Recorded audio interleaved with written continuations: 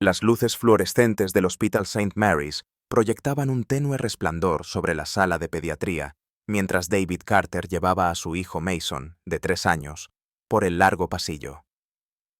A sus 36 años, el rostro de David reflejaba la tensión de incontables noches de insomnio y el peso de responsabilidades que parecían demasiado pesadas para una sola persona. Mason llevaba su pijama favorito de Superman. La tela azul brillante contrastaba alegremente con el ambiente estéril del hospital. A pesar de su enfermedad, los ojos del pequeño aún conservaban esa chispa de curiosidad que hacía que el corazón de David se llenara de amor y doliera de preocupación.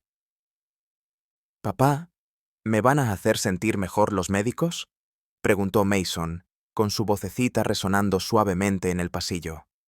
David ajustó el peso de su hijo en brazos, con cuidado de no tocar la línea de 4 hilos que se había colocado anteriormente.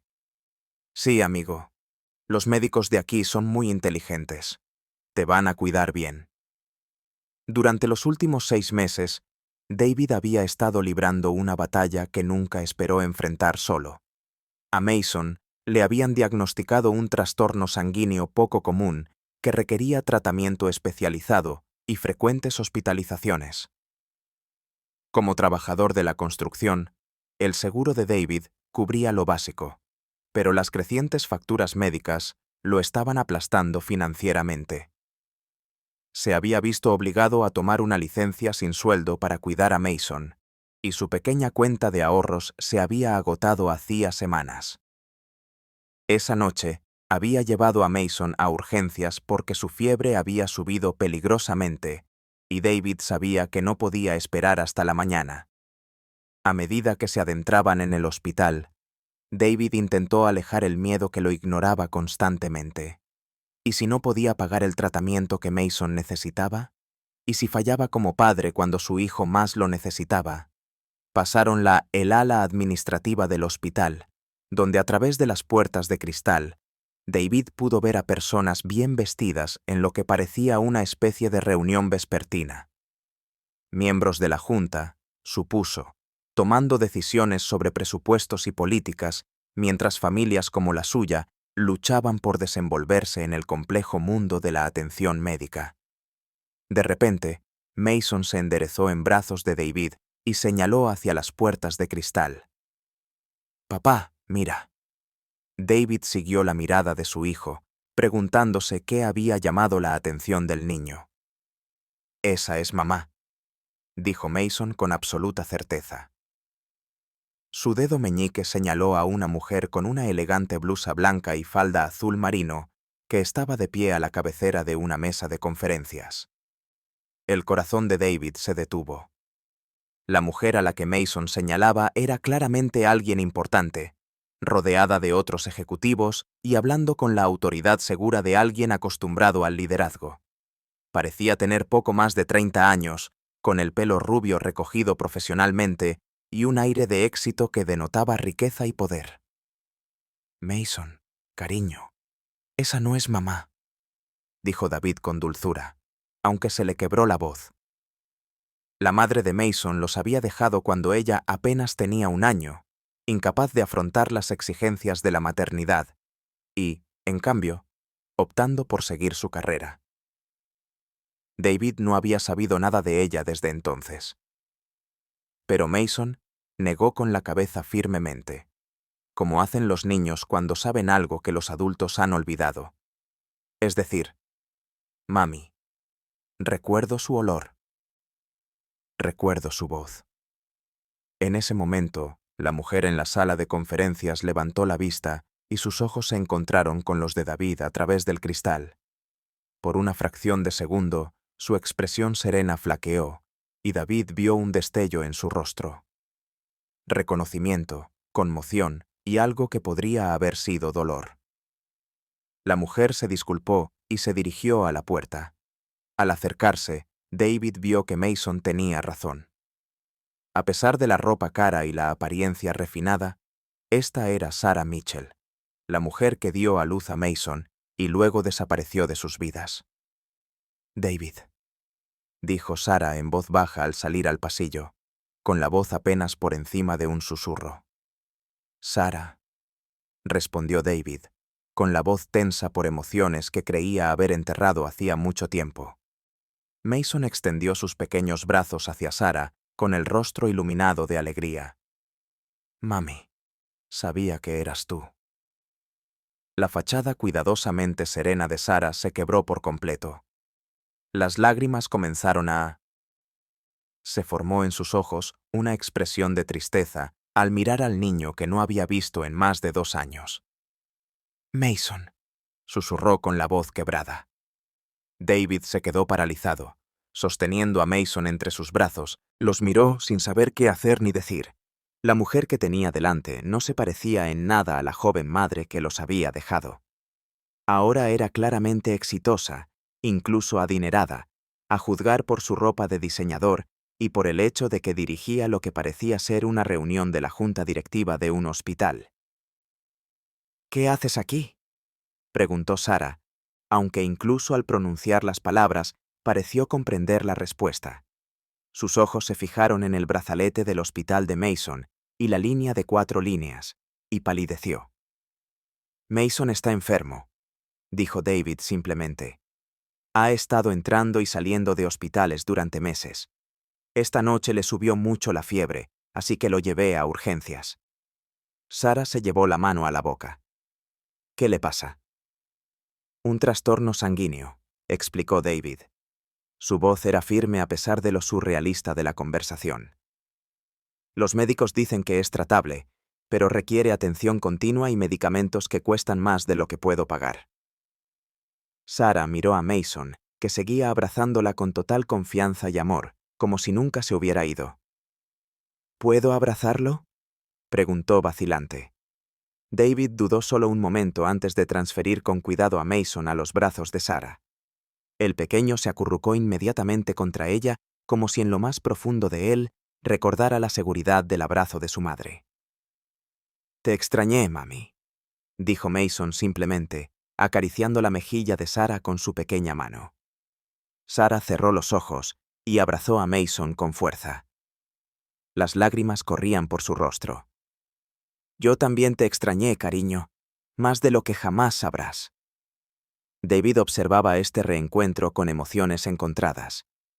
Una parte de él estaba enfadada con Sara por dejarlos cuando más la necesitaban. Pero otra parte, la que veía cuánto Mason necesitaba a su madre, sintió algo parecido al alivio. «Sara», dijo David en voz baja. «¿Qué te pasó? ¿Dónde has estado?» Sara abrió los ojos y miró a David por encima de la cabeza de Mason. Después de irme, me dediqué de lleno al trabajo. Fundé una empresa de consultoría médica y creció más rápido de lo que jamás imaginé. Alcancé el éxito, incluso me hice rica. Pero me convencí de que tú y Mason estaban mejor sin mí. Hizo una pausa, acariciando suavemente el cabello de Mason.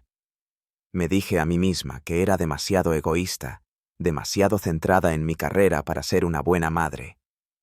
Pensé que si me mantenía alejada, podrías encontrar a alguien mejor para Mason. Pero nunca intentaste contactarnos, dijo David, tratando de que el dolor no se notara en su voz. Tenía miedo, admitió Sara. Miedo de que me rechazaras. Miedo de que Mason no me recordara. Miedo de que volviera a hacerles lástima a ambos. Mason miró a Sara con ojos serios.